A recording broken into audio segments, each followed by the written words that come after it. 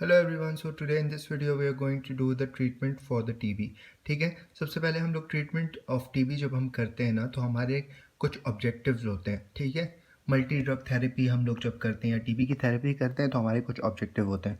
हमारे ऑब्जेक्टिव ये होते हैं, सबसे पहले हमारा ऑब्जेक्टिव ये होता है कि हमने इन्फेक्शन को टर्मिनेट करना होता है एज सून एज पॉसिबल। ठीक है, उसके बाद हमें कोशिश करनी होती है कि इन्फेक्शन दोबारा उसका रिलैप्स ना हो। ठीक है, तो इसके बाद हमें कोशिश करनी होती है कि हमारे पास रेजिस्टेंस भी पैदा ना हो। ठीक है, और फोर्थ हमने ये कोशिश करनी होती है कि हमारे पास ड्यूरेशन ऑफ थेरेपी जो है वो कम से कम हो। दोबारा बताता हूँ, इन्फेक्शन को ख़त्म करना है, इन्फेक्शन दोबारा ना हो। सेकंड चीज़, दूसरा ये कि ड्यूरेशन ऑफ थेरेपीज कम से कम हो। ठीक है, और रेजिस्टेंस भी पैदा ना हो। ठीक है, ये हमारे पास हो गया। अब जब हम लोग सॉरी जब हम लोग टीबी के मरीज़ को देखते हैं ना, तो हम लोग देखते हैं कि दो दो कैटेगरीज होती हैं। कैटेगरी 1 का पेशेंट होता है और कैटेगरी 2 का पेशेंट होता है।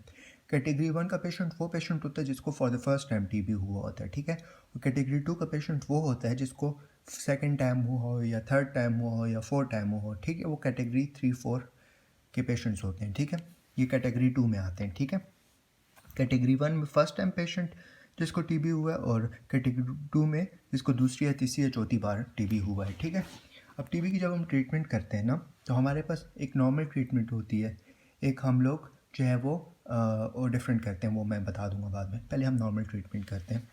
नॉर्मल ट्रीटमेंट शॉर्ट कोर्स भी इसको कहते हैं। ठीक है, सबसे पहले इसकी ट्रीटमेंट जो है ना, सबसे पहले इसमें दो फेजेस होते हैं। एक हमारे पास इसमें इंटेंसिव फेज़ होता है। ठीक है, और एक होता है कंटिन्यूएशन फेज़। ठीक है, इंटेंसिव फेज़ जो होता है वो 2 से 3 महीने का होता है, और कंटिन्यूएशन फेज़ जो होता है वो तकरीबन 4 से 6 महीने का होता है। अच्छा, अब इंटेंसिव फेज़ में हम लोग 4 ड्रग्स देते हैं, 4 मेडिसिन देते हैं, और कंटिन्यूएशन फेज़ में हम लोग 2 मेडिसिन देते हैं। ठीक है, अच्छा, इंटेंसिव फेज़ का मकसद क्या होता है? इंटेंसिव फेज़ का मकसद ये होता है कि हमारे पास जो कॉजेटिव एजेंट है ना, जैसे माइक्रोबैक्टीरियम ट्यूबरक्लोसिस है, उसको हमने बिल्कुल ख़त्म करना है बॉडी से। ठीक है, ये इंटेंसिव फेज़ की रीज़न है। ठीक है, और जो कंटिन्यूएशन फेज़ है ना, जो 4 से 6 महीने तक चल रहा होता है ना, उसका रीज़न ये होता है month.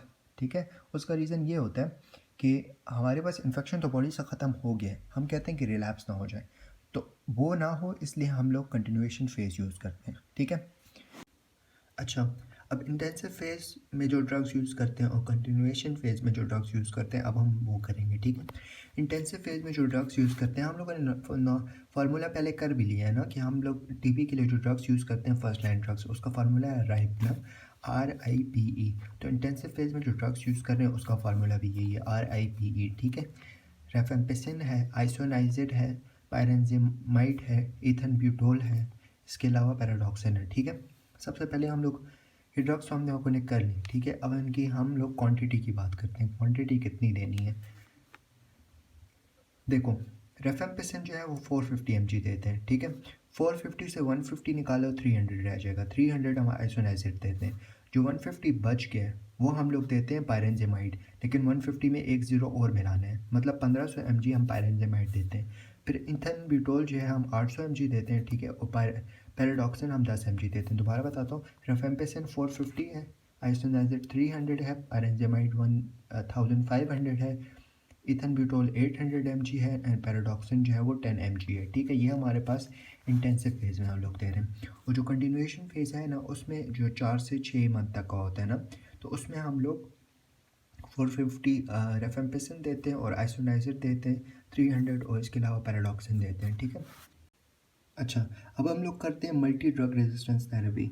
Multi drug resistance therapy वो थेरेपी होती है, एक बंदा है जो रेजिस्टेंस है कोई ड्रग से, फॉर एग्जांपल बंदा रेजिस्टेंट है टू द आइसोनाइजिड, या रेजिस्टेंस है टू द रेफेम्पिसिन, या इसके अलावा और ड्रग से जो है वो रेजिस्टेंट है, मतलब वो बॉडी उसको अगेंस्ट उसके काम कर रही है। ठीक है, माइकोप्लाज्मिक बैक्टीरिया। ठीक है, तो हम लोग वो ड्रग्स ऑब्वियसली नहीं देंगे, क्योंकि हमें ज़रूरत ही नहीं है उन ड्रग्स की। ठीक है, क्योंकि उसकी वजह से एडवर्स इफेक्ट्स पैदा होंगे, लेकिन उस अफेक्टिव नहीं होगी ड्रग।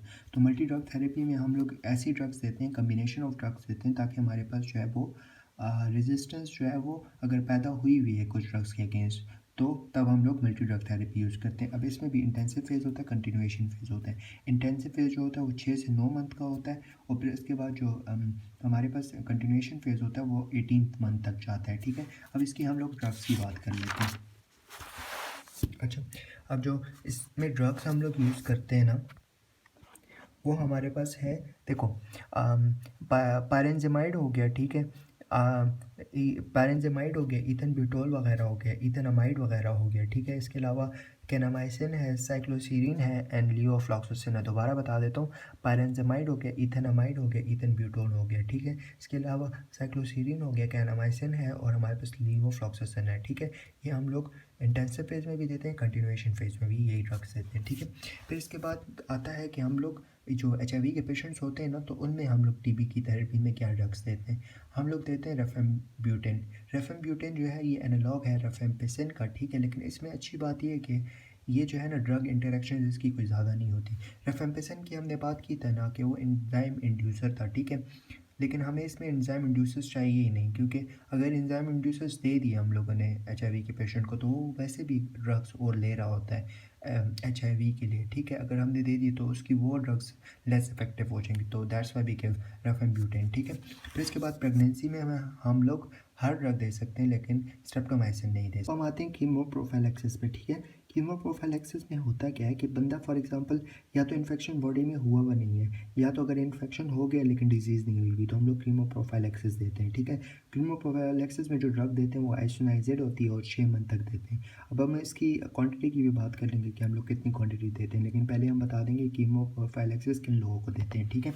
अच्छा, फॉर एग्जांपल एक बच्चा है, न्यू बॉर्न बेबी है, उसकी मदर जो थी वो उसको TB था, ठीक है। तो उसको हम लोग बच्चे को हम लोग एंटी TB ड्रग देंगे, ठीक है। इसके अलावा एक बच्चा 6 साल से छोटा बच्चा है, ठीक है, उसका ट्यूबरकुलिन टेस्ट जो है वो ट्यूबरलिन टेस्ट जो है वो पॉजिटिव आया, तो उसको हम लोग देंगे। एक बंदा है जो हाउस होल्ड में जिसके घर में नाना दादा माँ बाप किसी को TB था, वो उसके साथ कांटेक्ट में आया, मतलब उनके करीब गया, ठीक है, तो उसकी वजह से उसको TB हो गया, तो उसको हम लोग देंगे, ठीक है। मतलब हमें नहीं पता कि TB हुआ है कि नहीं, लेकिन उसके साथ कांटेक्ट में आया था हाउस होल्ड, ठीक है।